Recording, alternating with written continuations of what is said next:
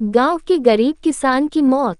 गांव के किनारे बसे एक छोटे से घर में रामलाल नाम का एक गरीब किसान रहता था।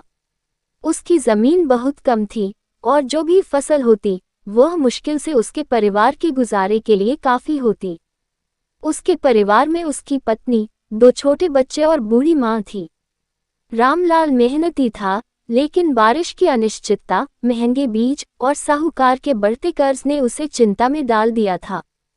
हर दिन वह सूरज निकलने से पहले खेत पर चला जाता और देर रात तक काम करता, फिर भी आमदनी इतनी नहीं थी कि वह अपने परिवार को अच्छा जीवन दे सके।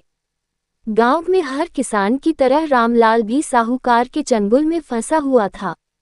खेती के लिए बीज, खाद, औजार आदि खरीदने के लिए उसने गांव के साहूकार हरनाम सिंह से कर्ज लिया था। हरनाम सिंह एक लालची और निर्दयी आदमी था, जो ऊंची ब्याज दर पर पैसे देता और वसूलने के लिए किसानों को प्रताड़ित करता। रामलाल हर सीजन में अपनी पूरी मेहनत लगा देता, लेकिन या तो बारिश कम होती या फिर समय पर फसल नहीं पकती। उसका कर्ज बढ़ता जा रहा था और साहूकार का दबाव भी। रामलाल की बड़ी बेटी अब शादी लायक हो चुकी थी। बेटी की शादी की जिम्मेदारी हर पिता की होती है, लेकिन रामलाल के पास ना तो पैसे थे और ना ही कोई दूसरा सहारा। मजबूर होकर उसने साहूकार से और कर्ज लिया।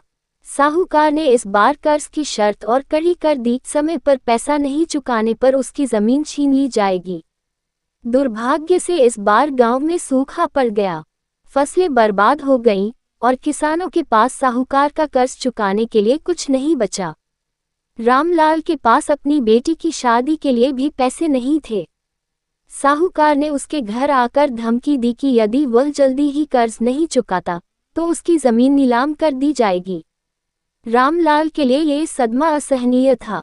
उसके पास न खाने के लिए कुछ बचा था, न जीने की उम्मीद। गांव के किसी भी बड़े आदमी ने उसकी मदद नहीं की। वह पूरी तरह टूट चुका था। एक रात जब पूरा गांव सो रहा था, रामलाल चुपचाप अपने खेत की ओर चला गया। उसकी आंखों में आंसू थे, दिल में दर्द था और दिमाग में सिर्फ एक ही बात, अब वह इस जिंदगी से बच नहीं सकता। अगले दिन गांव वालों ने देखा कि रामलाल पेड़ से लटका हुआ था। रामलाल की मौत से पूरा गांव हिल गया। उसके परिवार की हालत देखकर गांव वालों में आक्रोश फैल गया। सभी इकट्ठा होकर पंचायत में गए और साहूकार के खिलाफ आवाज उठाई। गांव वालों के दबाव के कारण सरकार को भी इस मामले में हस्तक्षेप करना पड़ा। कर्ज माफी की योजनाएं चलाई गईं और साहूकारों के शोषण पर कड़े नियम बनाए गए। इस कहानी से हमें ये सीख मिलती है कि किसानों का शोषण समाज के लिए घातक है। हमें गरीबों की मदद करनी चाहिए, किसानों को उनके अधिकार दिलाने चाहिए और सरकार को ऐसी योजनाएं बनानी चाहिए जिससे कोई भी किसान आत्महत्या करने पर मजबूर न हो। ये कहानी हमारे समाज की एक कड़वी सच्चाई को दर्शाती है और हमें सोचने पर मजबूर करती है कि हम किसानों की भलाई के लिए क्या कर सकते हैं।